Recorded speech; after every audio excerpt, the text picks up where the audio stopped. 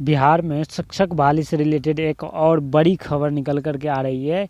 ये दैनिक भास्कर का संस्करण है, पटना संस्करण, राइट। 23 जनवरी 2022 की ये न्यूज़ है, जिसमें 80,000 स्कूली शिक्षकों की भर्ती अगस्त से शुरू होगी। इसके संबंध में जानकारी है।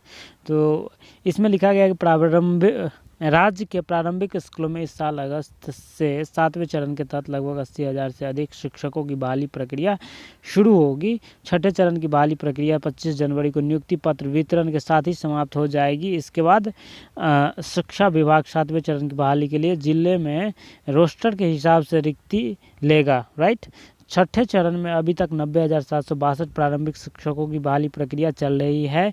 इसमें 2 फेज में काउंसलिंग के बाद 38,000 अभ्यर्थी चयनित हो चुके हैं। तीसरे चरण में 28 जनवरी तक 1368 नियोजन इकाइयों में 12,495 पदों के लिए काउंसलिंग होनी है।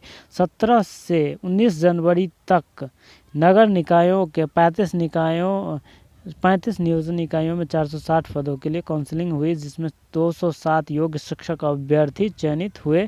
कुल पद और चयन की स्थिति को देखकर साफ है कि छठे चरण में लगभग 47,000 सीटें रिक्त रह जाएंगी, जो कि ये जो 7वें चरण वाले हैं उनको लिए गुड न्यूज़ है। 19 सितंबर 2019 तक लगभग 71,000 प्रारंभिक स्कूलों से शिक्षकों की रिक्ति ली गई थी। तब रिक्ति 90,762 थी।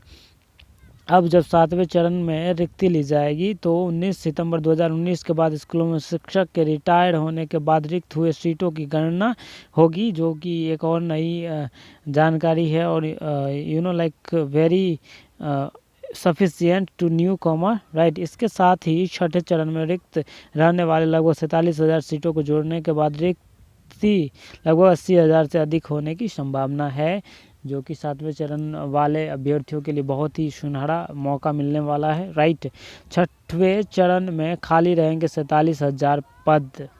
ये भी बहुत अच्छी बात है 7वें चरण वालों के लिए।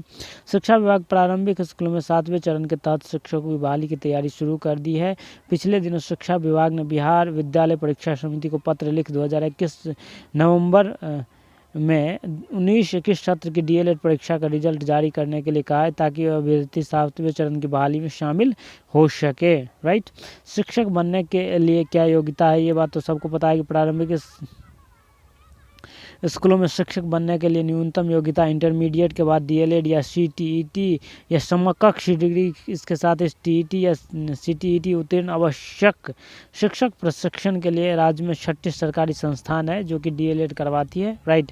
सेंट्रलाइज तरीके से लिए जाएंगे आवेदन। 7वें चरण बहाली के लिए अभ्यर्थियों से केंद्रीयकृत तरीके से ऑनलाइन आवेदन लेने की तैयारी चल रही है। शिक्षा विभाग तैयारी कर रहा है कि शिक्षकों के चयन में किसी प्रकार का विवाद और शिकायत नहीं हो। गाइज, ये सबसे बड़ी मेन पॉइंट आप लोगों के लिए है और बहुत महत्वपूर्ण है कि सेंट्रलाइज तरीके से आप लोगों का फॉर्म लिया जाएगा। इससे ये फ़ायदा होगा कि आप लोगों को कहीं जाना नहीं होगा, घर में बैठे बैठे आप लोग आवेदन कर सकते हो जितने मर्जी, जहाँ मर्जी, राइट। इससे ये फ़ायदा होगा कि आप लोगों का जो जाने आने का जो दिक्कत था वो मिट जाएगा और आप लोग अपने घर से एकदम इजीली तरीके से 7वें चरण में वैकेंसी फिलअप कर सकते हो, राइट।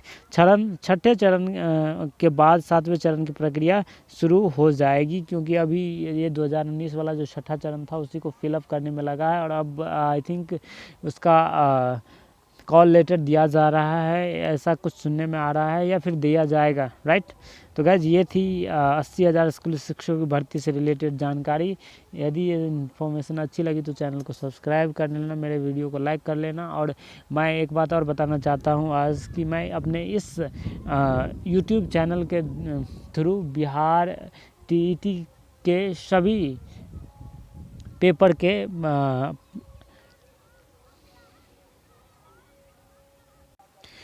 पेपर की तैयारी करवाऊंगा, इसीलिए आप मेरे चैनल को सब्सक्राइब ज़रूर कर लेना और बेल आइकन को प्रेस कर लेना। All the best, thank you.